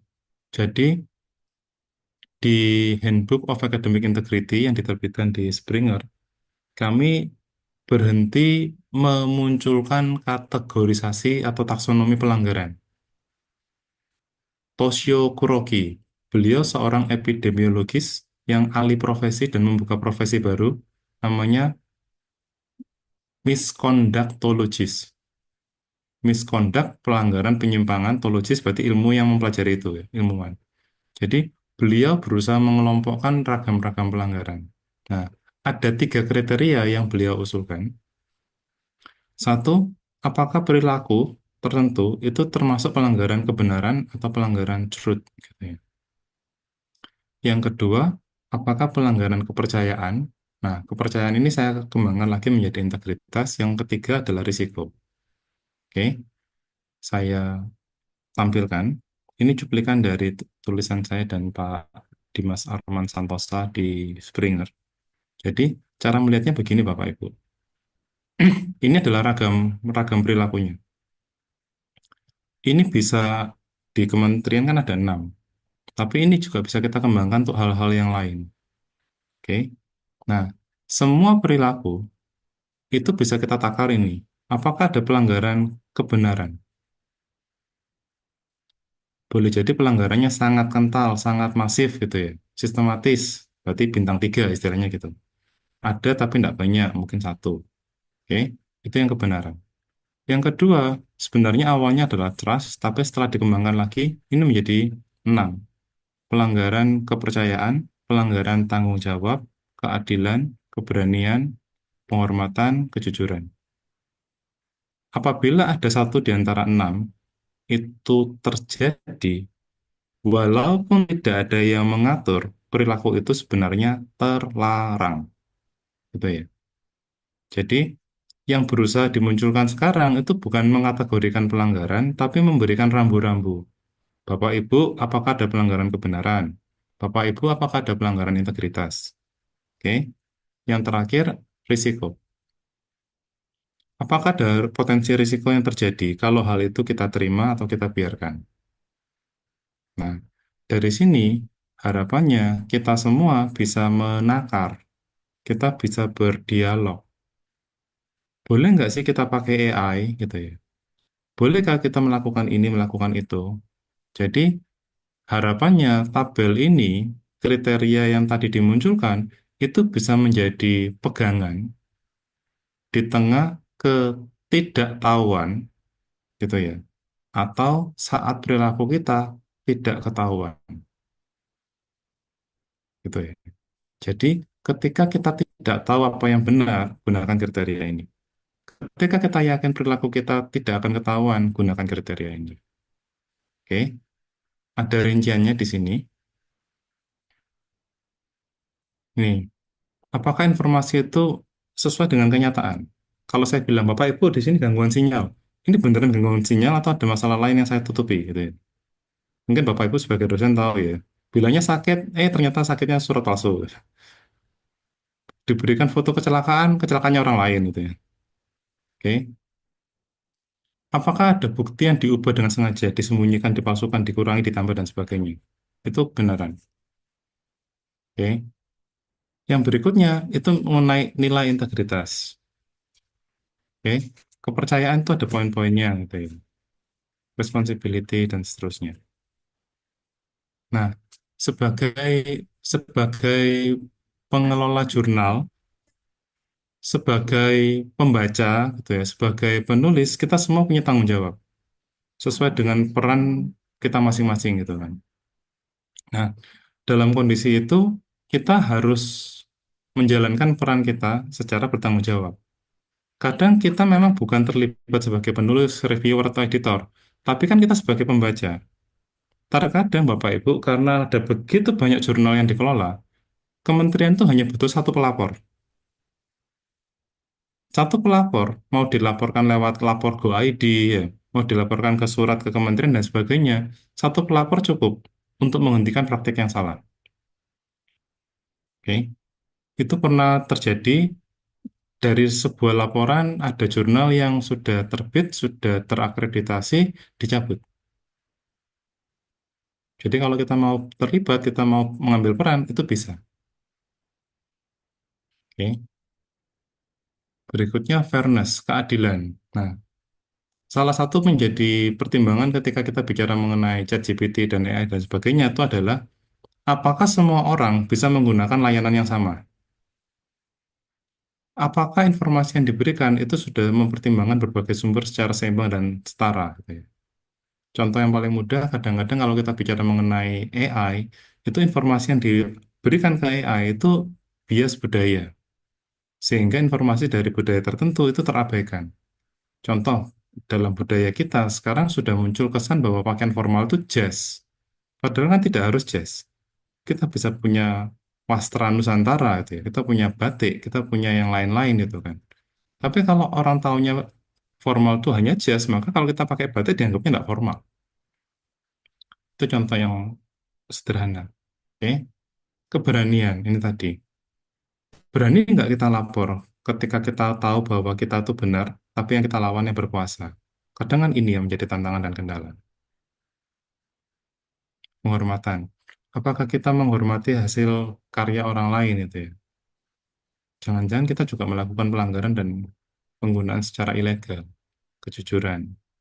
Oke, ini kalau dirangkum semuanya ini adalah nilai integritas akademik yang dirumuskan dari ICAI, International Center on Academic Integrity. Nah, poin ketiga itu adalah risiko.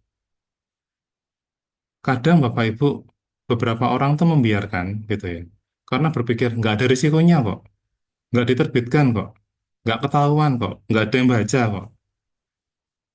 Oke, padahal boleh jadi artikel yang kita kelola, yang kita biarkan itu tadi, mungkin akan dibaca oleh seseorang, mungkin akan menjadi dasar kebijakan dan sebagainya. Itu yang kita harus sikapi dengan hati-hati. Jadi, kalau ini dirangkumkan, kembali ke tabel tadi, gitu ya. Kembali ke tabel tadi, ketika Bapak Ibu bertanya-tanya, perilaku ini boleh atau tidak, kok nggak ada yang mengizinkan, kok nggak ada larangannya, gunakan tiga ini sebagai kriteria. Apakah ada pelanggaran kebenaran? Apakah ada pelanggaran nilai-nilai integritas? Apakah ada risiko? Ketika itu ada, walaupun tidak ada yang melarang, jangan dilakukan. Ketika tidak ada pelanggaran, walaupun tidak ada yang mengizinkan, tidak ada pedomannya, Bapak Ibu boleh lakukan. Dengan pertimbangan boleh jadi itu sesuatu yang baru. Ketika zaman dahulu tulisan tangan, kemudian muncul mesin ketik gitu ya. Ketika dari mesin ketik muncul komputer dan sebagainya, itu kan teknologi berkembang. Bukan berarti orang yang pakai komputer itu curang terhadap mesin ketik, orang yang pakai mesin ketik curang terhadap mereka yang tulisannya bagus gitu. Oke, jadi kalau kita bicara mengenai etika dan pencegahan, jadi harapannya dengan panduan-panduan yang ada, dengan kriteria yang ada, kita bisa melakukan yang namanya self-assessment. Nah, informasi ini harapannya kita berikan kepada pengelola jurnal, reviewer, penulis, mahasiswa yang kita didik, dan lain-lainnya. Ini gambaran umumnya, gitu ya. Nanti materi akan saya titipkan kepada panitia, gitu kan.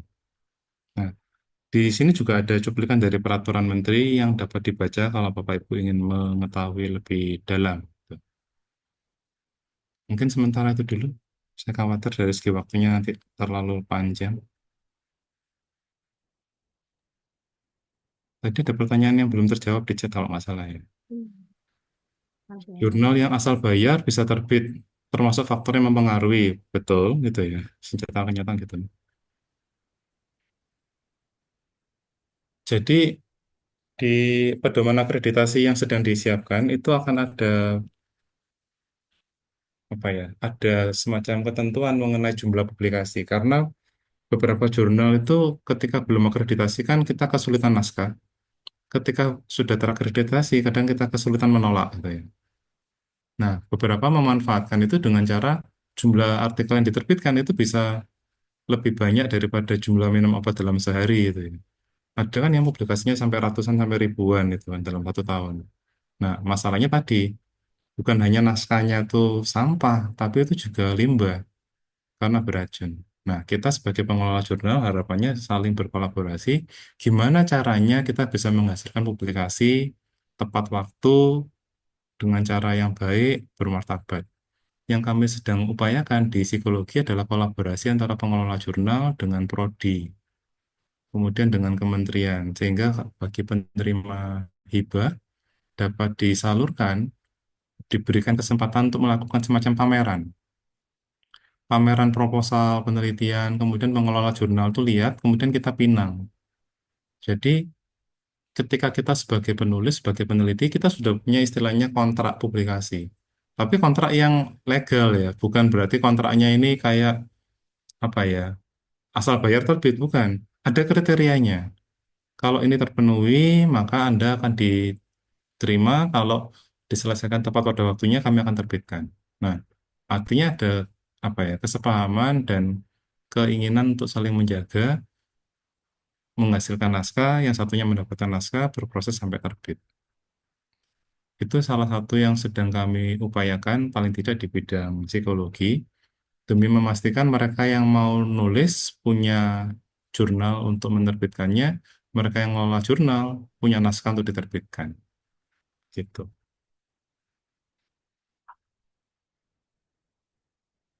Kalau satu naskah, satu nomor maksudnya ya, minimal kan 5. Apakah ada batas maksimalnya? Tidak ada. Tapi tadi, kadang-kadang ketika itu tidak diatur, bukan berarti boleh sembarangan gitu ya. Percayalah Bapak Ibu, kita mau bikin aturannya itu bingung. Boleh berubah tapi tidak boleh banyak-banyak. Banyaknya itu berapa? 10%. Loh Bapak Ibu, kalau kita naskahnya hanya 5, 10% itu setengah artikel gitu. Jadi kadang bingung, karena itu akhirnya mau dibikin semacam grading. Jurnal yang selama ini terbitannya 5 sampai 10 dianggap menyimpang kalau melonjak menjadi berapa gitu ya. Jurnal yang 10 sampai 20 gitu. Kadang kadang aturan ini tidak semuanya bisa diceritakan secara terbuka. Kenapa? Karena diakali gitu ya. Contoh, Bapak Ibu tidak boleh minum paracetamol ya. Boleh jadi langsung nyari sekarang kan, paracetamol itu apa, jualnya siapa, dan sebagainya. Gitu. Jadi kita pakai rambu-rambu gitu ya. Rambu-rambu itu digunakan sebagai arahan pegangan, tapi pasti tetap ada juga yang tidak bisa disampaikan secara terbuka. Karena tadi, kadang menyampaikan secara terbuka itu justru menjerumuskan ke jalan yang salah. Bapak Ibu tidak boleh pakai sayhab ya. Loh, apa itu sayhab itu? Kan jadi ketahuan, Mbak. Kira-kira gitu. Dari 5 ke 10 gitu ya. Jadi kembali ke tadi. Sekarang ini sedang disiapkan aturan perangkat prosedur bahwa kalau mau ada perubahan harus lapor dulu. Gitu ya. Seingat saya lapornya ke BRIN, penerbit ISSN gitu ya, mengenai periodenya, mengenai jumlahnya gitu ya. Jadi selama kalau dalam bahasa Jawa itu kan ngono yo ngono mung ojo ngono gitu ya. Boleh begitu tapi jangan jangan sebegitunya tuh ya. Nah, kadang-kadang rambu-rambunya ini yang kita perlu saling diskusikan. Gitu. Dari Pak Heru ini terkait jumlah jurnal ini jurnal atau naskah? Ngapunten Pak Heru. Artikel. Ya tadi, jadi sebenarnya kan harapan dari pemerintah itu kan bisa ada banyak naskah yang terbit. Gitu ya. Ketika kemarin ada teguran, itu jurnal yang menerbitkan ratusan sampai ribuan itu dia bilang gini, Bapak Ibu ini yang mohon maaf tidak pandai gitu ya. Saya bisa kok ngelola ratusan naskah dalam sebulan. Itu mudah. Tapi setelah kami lihat itu ya loh, kok bisa dalam satu nomor itu ya. Penulis yang sama itu bisa muncul beberapa kali gitu. Bahkan ada plagiat di antara di dalam nomor itu sendiri gitu. Jadi mereka tuh beneran bayar terbit gitu ya. Jadi kadang ada yang bayar sekarang terbitnya kemarin. Loh kok bisa? Nah ini saya mau ngomong susah ini. Ini ngomong bukan untuk ditiru Bapak Ibu ya. tapi disisipkan gitu loh di nomor yang sebelumnya. Nah, itu kan praktik-praktik yang tidak baik gitu ya.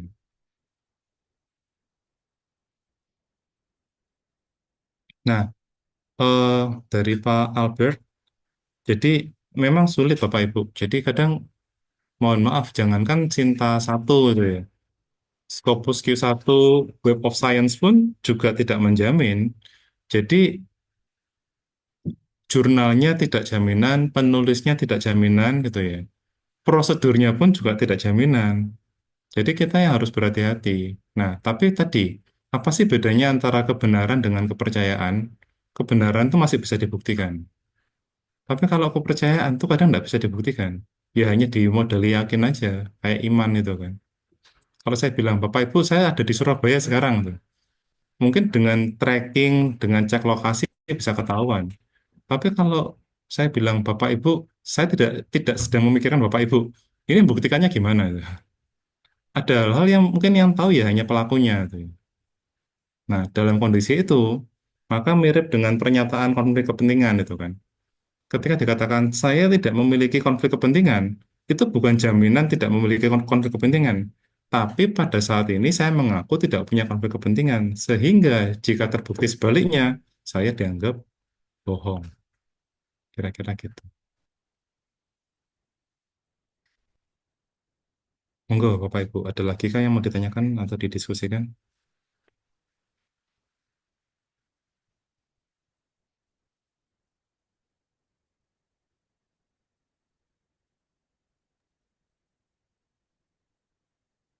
Eh, saya izin.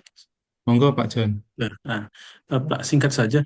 Tadi kan Bapak teringat publis di edisi sebelumnya atau di back issue. Kan seluruh full text artikel kan sudah diserahkan ke Garuda kan itu ya. Garuda apa saya kurang ingat apa lupa itu ya. Apa Brain XZ apa Garuda. Nah, kalau sekiranya muncul di dalam volume nomor tersebut padahal pada data yang diserahkan ke BRIN itu tidak ada kan menjadi masalah nanti Pak. Mohon pencerahannya. Terima Oh, kasih. siap. Ya, jadi gini. Kalau kita, saya izin menggunakan bahasa Inggris, tiga istilah ya, atau mungkin empat. Satu itu appropriate use, penggunaan yang benar. Oke. Kemudian ada misuse, ada abuse. Misuse itu berarti penggunaannya salah.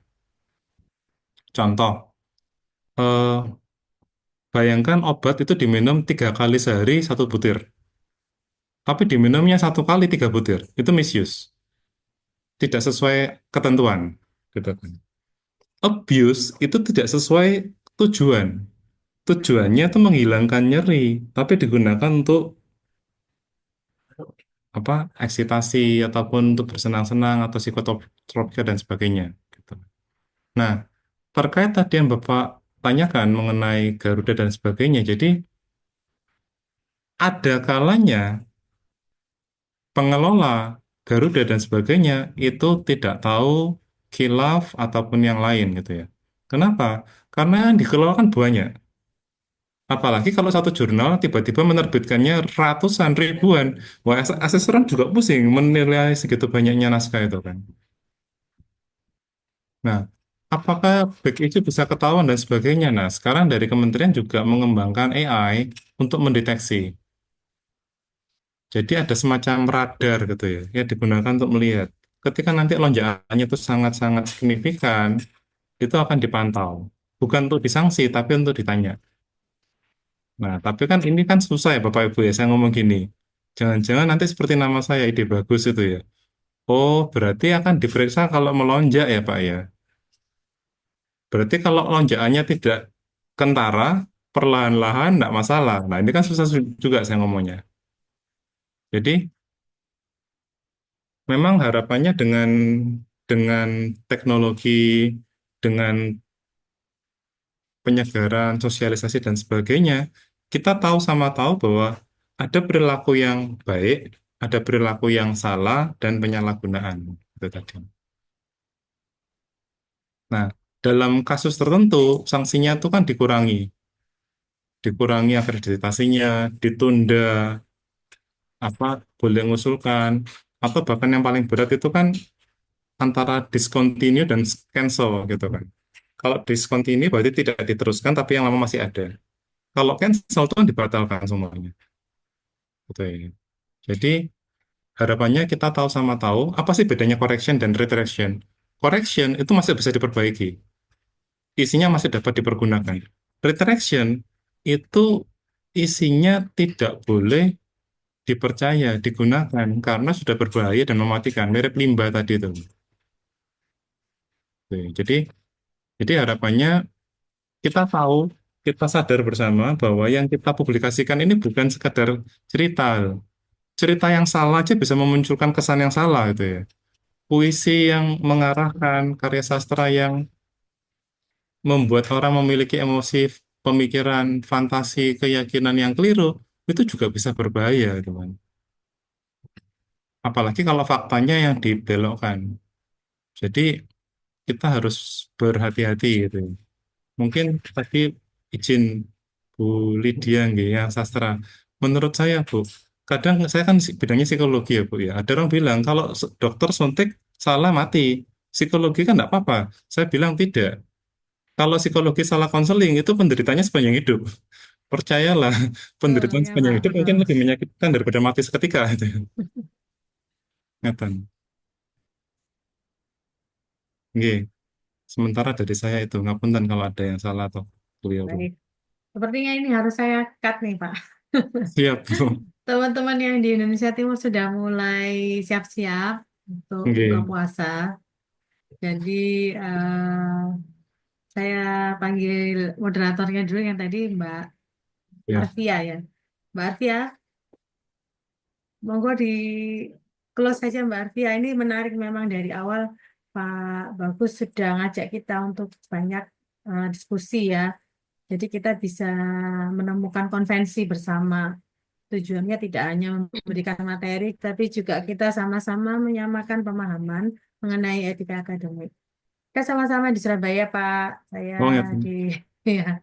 Oh, yang tadi waktu saya terlempar, Bapak juga terlempar. Sepertinya penyebabnya sama, lampu Sama. mati. Iya, betul. Nggih, siap. Ini karena Mbak Arfianya sedang tidak online sepertinya. Baik, saya wakili saja, nggih, Pak Bagus. Matur nuwun banget sudah berbagi. Para audiens juga sudah sangat interaktif hari ini. Konvensi-konvensi yang kita hasilkan hari ini sangat bermanfaat, terutama kaitannya dengan hal-hal etis yang selama ini mungkin jauh dari jangkauan kita. Mungkin kita merasa itu tidak salah, kita merasa itu nggak masalah lah, nggak kelihatan atau gimana. Tapi ternyata ini sangat berbahaya karena tadi analoginya Pak Bagus tadi adalah limbah dan racun. Ngeri jadinya ya. Kok Nggih, jadinya Bu. tambah berat kerjaan kita ya Pak ya. Nggih, siap. Apalagi kalau di kampus ngelola jurnalnya nggak cuma satu. Nah, itu. Nah ya. Baik, terima kasih Bapak Ibu atas atensi, perhatian dan semuanya, dan terutama juga ke Pak Bagus atas materinya hari ini. Kami sebagai panitia mengucapkan terima kasih, dan kepada para audiens saya ucapkan selamat menunaikan ibadah puasa, dan sebentar lagi mungkin yang di daerah timur di Surabaya juga akan berbuka. Selamat berbuka. Saya tutup acara hari ini, Ngabuburit Jurnal Ilmiah yang keempat. Ya, kita tutup bersama. Terima kasih. Wassalamualaikum warahmatullahi wabarakatuh. Waalaikumsalam. Terima kasih Bapak Ibu. Waalaikumsalam. Terima kasih Pak Siap, Prabu. Bagus. Nggih, parang. Terima kasih Bapak Terima kasih Ida Pak Bagus. Bagus. Oke, siap. Parang ya. Ya. Terima kasih Pak. Moga ada lagi sesi 5, Bu. Nggak ada Pak, Lebaran. Oh iya. Setelah Lebaran, Bu. nanti Nanti ditunggu infonya. nanti ada Di lagi grup. pasti dengan tema yang berbeda dan Ya. event yang berbeda. Nggih, Bapak Ibu, terima kasih. Monggo Mbak Nail bisa di end meeting